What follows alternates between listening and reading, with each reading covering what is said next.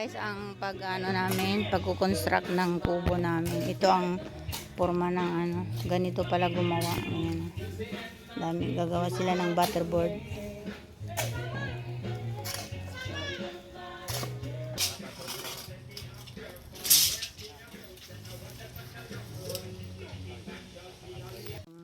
Ibang workers guys,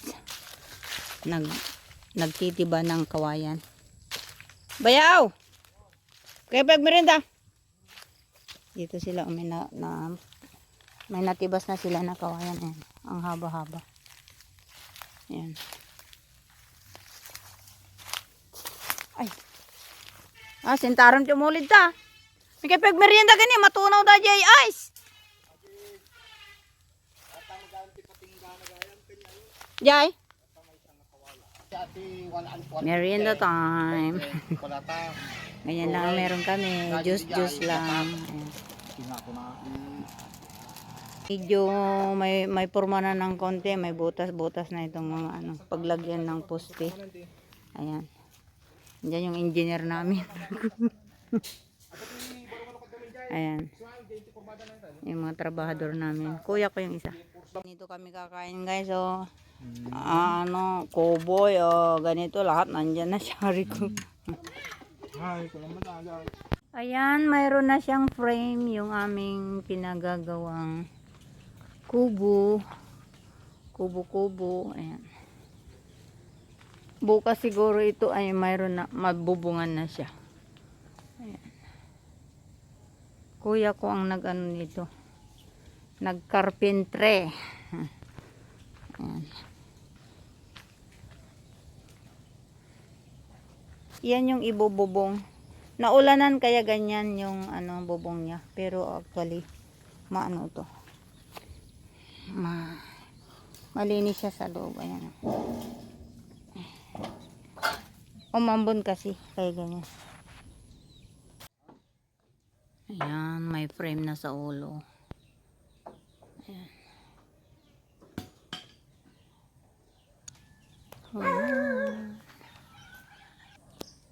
Ayan, next na ilalagay nila is bubong. So, saka putulin yung mga excess na mga frame niya. Ayan. Malapit na matapos. Ganito kami kumain. Ako nagmumay ko sa kita ni just lapid ko naman. Ayan. Roofing time. Ayan. Bububungan na ang aming kubo. Yan na yung pinalagay kong bubong para pang matagalan. Kasi kung kogon, madaling masira. Ang hirap magpalit. Kaya yan na lang pinalagay ko. Fixing the nails.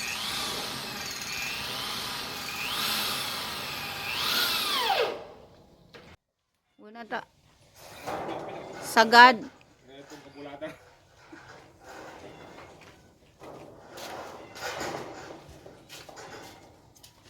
Ayan guys, maglalagay na ng sahig na kawayan. Ayan. Ito lalagyan ng kawayan ang lalaki. 2 fingers. More than 2 fingers.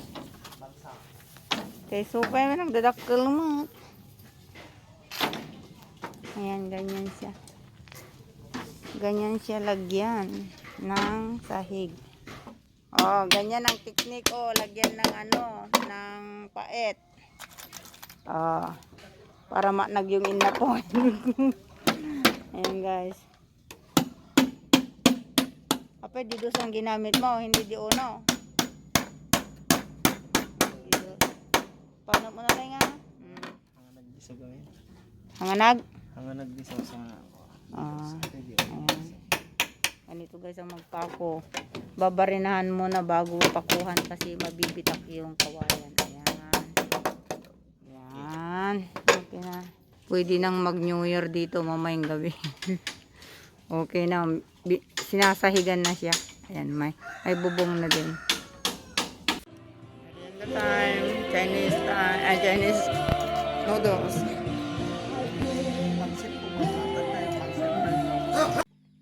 Ito ang antique na upuan na meron kami.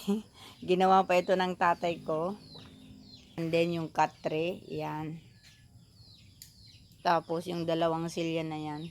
Ayan. Ginawa ito ng tatay ko. Matagal na to. Matagal na. As in, kasing edad na yata ng anak ko to.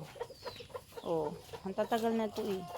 Ina-symbol lang ng tatay ko. Kasi karpintero yung tatay ko. Kaya ano, gumawa ng ganito, upuan. Yung iba nalaspag na. Kaya ano, so yan lang ang antique meron kami. Lumang-luma na. Ayan. At ito naman yung kinat nilang puno ng Chinese acacia. So ayan, yun lang meron kami. So inalagay na namin diyan kasi pwedeng upuan. Ang galing nung nagcut ng ng puno kasi ginawa niyang parang silya, parang stool. May konting mukha na ang kubo na ginagawa. Ayan. With sound effect. May patugtugan na. Ayan. Malapit-lapit na. Makalat pa kasi. Hindi pa finish talaga. Ayan. Yun yung gwapo kong pamangkin. Oh. Yan si Super Nan. Oh. Ayan. Mamaya ilagay yung bubong, yung pinakatuktok niya. Ayan. So, ganito ang mag-finishing na kinsi-kinsi. Tawag ng Ilocano is kinsi-kinsi. Ayan. Parang banig. Tapos, kikinisin siya dito kasi may mga angle siya na magaspak. So, gaganyan siya. Ganito pa lang pag ng kubo. May mukha na siya ng konti. Ayan. May dingding na siya kahit papano. Excited ako guys. Nanguhagad ako ng dahon ng saging. Kasi para madulas ba yung yung sahig. Hindi pa siya totally finished kasi yan pa lang yung mga dingding niya. Hindi pa tapos. Yan na side at saka dito sa side. Hindi pa tapos. Ito, hindi pa totally finished yan. Hindi pa siya fully finished. Meron pa silang ilalagay dyan. Ayan. Yan pa lang ang nalalagay na sidings. Ito yung door niya dito. Tapos dito sa space na ito is sisimintuhin yan. Bakante yan. Para tambay-tambayan dyan. Ayan. So, excited lang. Nanguha agad ako ng para pang ganito siya. Para madulas ba? Oo. Yun ang turo sa akin ng nanay ko nung bata ko. Para malinis yung madulas yung sahig. Dahon daw ng saging. Ang pangpalapalaspas dito. Ayan. Ayan, dito yung mga materialis ng kuya ko. Kuya ko guys ang dito, karpintero. So, ayan. Namana niya yung skilled ng tatay ko. Tatay ko is finished carpenter ang niya, ang skilled niya. So, yan namana ng kuya ko. Mga kuya ko, 3 kong kuya ang marunong gumawa ng bahay. Isa lang ang hindi. Hindi ko alam kung bakit. Iba naman yung talento niya. Mamingwit ng isda. So, ayan guys. Ang aming paligid. Maraming kalat. Maraming kalat-kalat. Bukas ay gagawin yung ikakabit yung steel matting. Kung nakikita nyo yung nandun na steel matting. Nakasandal doon sa puno ng balete. Yun. Ilalagay sa layers namin. Dito sa patagwab, kumbaga sa Ilocano patagwab dyan. Dyan, kasi ang dami naming abo-abubot dyan. Pagkain ng mga aso, pagkain ng mga aso. Pagkain ng pagkain ng manok. Yan. Saka para maging mas maayos. Gusto ko kasi organize. Itong bahay ni Sassy, yung isang aso is aalisin dyan. Tapos yung isang upuan na ginawa ni Ronron is tatanggalin yung para maging clear dito sa harap.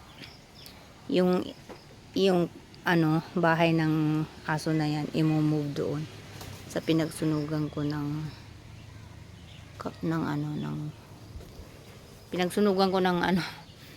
dumi ng kalat. Ayan, doon. Doon lalagay. Para mag-clear dito sa harap. Ayan. Para makita naman yung puno siguro ng santol, hindi na siguro tatanggalin yan. Magiging lilim na siya dyan. Ayan. So, ayan guys, yung siguro kung malalagyan lahat ng sidings na parang banig, yung parang banig na ganon, mas magandang tignan. Ano pa lang kasi unfinished. Siguro hanggang Sabado ito tapos na lahat. Yung sidings at saka yung semento niya dito sa flooring. Ayan. So ayan ang naging project ko sa pag-uwi kong ito. Kubo. Kaya naging busy ako. Hindi ako naglamerda.